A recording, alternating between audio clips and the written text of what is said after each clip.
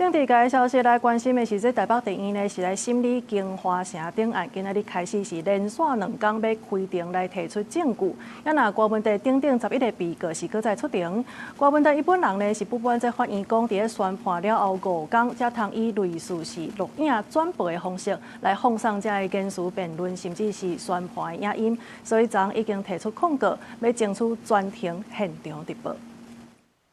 本来今天可以利用法庭直播的机会，让这个社会众所瞩目的案子可以向这个社会大众来公开说明。结果今天这个法庭直播变成了事后的纪录片，你知道我内心坦荡，我希望真相可以水落石出，我希望法庭可以直播，让大家知道到底发生了什么事。结果你们到底在怕什么？